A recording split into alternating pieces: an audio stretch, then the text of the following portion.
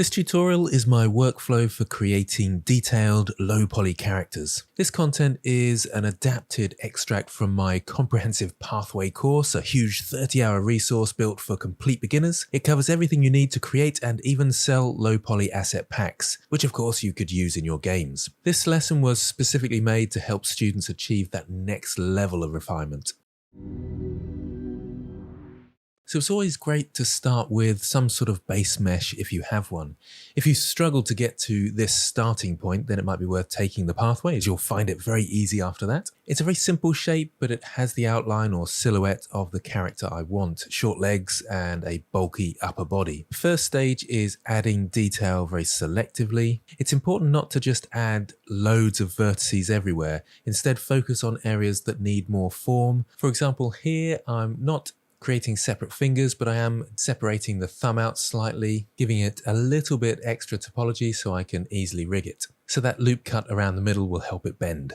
And I'm aiming for a bare minimum of detail required to achieve this. I've also added extra details around the shoulders to give more bulk and a more muscular form, and doing the same around the chest, adding an extra loop cut or using the knife tool at times to refine the silhouette. So I'm basically drawing the muscular structure with things like loop cuts and the knife tool, just indenting things in order to create the right shape. It's really important to have lots of reference images during this stage, especially for anatomy, particularly if you're not that confident, but even if you are, references are invaluable. I've got lots open on a second monitor. Sometimes I'll add a really large loop cut all the way around the body. That's to help make things like the legs more circular. I do the same with the arm later on, but be really cautious adding large loop cuts like that. They add a lot of topology. Try and keep things as simple as possible. The denser the mesh becomes, the harder it is to edit. Next, we move on to adding some clothing. Now, I'm modifying the existing boots on this character, but you might want to finalize your base mesh before adding clothing. Especially if you plan lots of iterations, you might want lots of wolf characters with different features for a game with different levels of enemy. In that case, it's worth making sure you have the base mesh in before you add clothing if the clothing's going to be different for different characters. There's pros and cons to adding clothing early on, and you can always adapt existing clothing or add new elements later, so it's not too bad to add it early. It can be helpful to occasionally add beveled edges just to increase the topology in certain areas, but do be careful of this. It can cause n-gons and weird triangles, which you just have to tidy up a little bit. N-gons can sometimes cause problems when you're animating.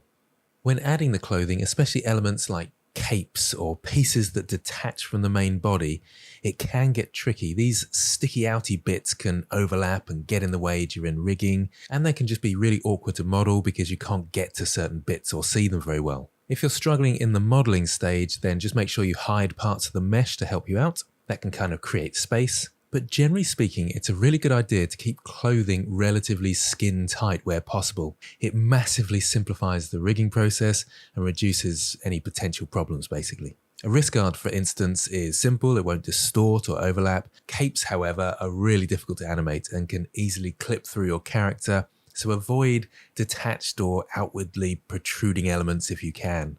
It's a good idea as well to try and keep your polygons fairly even across your mesh, so avoid large stretched polygons. And if you find vertices that are really close to each other, then just merge them. That should help simplify things and keep that low poly feel. Now the next stage might seem counterintuitive, but I'm now jumping into sculpt mode.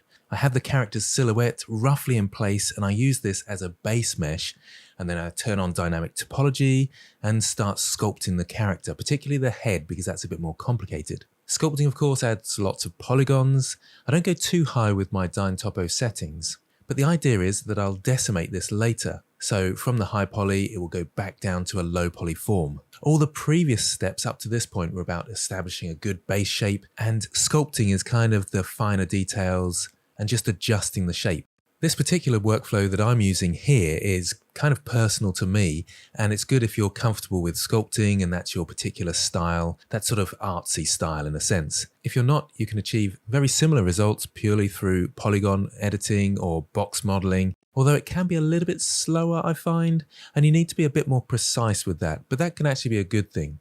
Neither method is superior, it's about finding what suits you. I'm combining both because I think the low poly base mesh is nice and quick with the box modeling, and then using the sculpt for the refining stage makes it more artistic and it suits me. The next stage then is the decimation phase. This is crucial to give it that low poly look. In order to make sure there's an even distribution of polygons, which looks good with low poly models, it's really often best to remesh the entire body first. That gives you a consistent density across the mesh. Then when you use the decimate modifier, it gives it a nice consistent look. The great thing about having a modifier is that you can change the value to get the low poly style that you want. You could go really low poly or that little bit higher. It depends on the detail and style you're after. After you decimate, you'll probably need to do a bit of tidy up. That means you have to actually apply the modifier. I often cut it in half and add a mirror modifier. You might find areas like the fluffy mane lose their sharpness during the decimation, and that requires some manual adjustment to kind of make it spiky again. A common issue is closely packed vertices, especially along the mirror line where I cut it in half. You'll need to merge them for a clean seam. Also, reinforcing rigid lines like belts, you'll need to go in and just make sure that they're sharp and do a bit of cleanup there. The main goal here is to ensure that your character's silhouette still looks perfect and the outline is still there.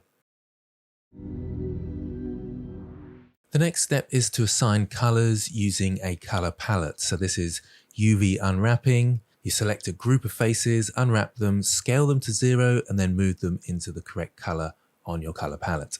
This method has its limitations because you're limited by the colors in your color palette.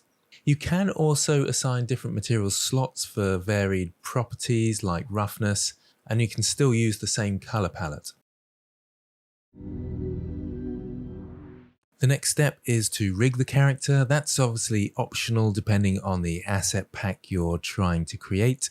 I'm using a rig that I previously created within the course, but for more advanced rigging, I would use Blender's Rigify add-on. It's much better in terms of the rigging that you can achieve, and therefore the animations you can achieve. It's just a bit tougher to learn, so I didn't add it into the course. Before you parent the armature to your character, make sure you've applied the scale and the rotation for both character and rig before parenting. Once you've parented, check the weights and refine it if you need to paint them at all. If you have a mirror modifier on your character, painting one side will update on the other automatically, so leave the mirror on when you're parenting to the armature. And my aim here was just to achieve a simple and interesting pose. Lastly, there's lighting the character. If you're building these as part of an asset pack, then this is actually essential for showcasing your pieces. For this aggressive wolf character, I chose a dim environment with harsh directional lighting from above to create strong shadows and an intensity. I also added a strong side light for a rim light effect that helps to separate the character from the background. Adding a couple of contrasting backlights like a blue one on the side and an orange one on the other, which are complementary colors, that can often create a nice dynamic effect. And there it is, the finished character. Hopefully this has given you some insight into the techniques available to you when creating high detailed, low poly characters. Let me know if you have any thoughts or questions. Thanks for watching, and I'll see you next time.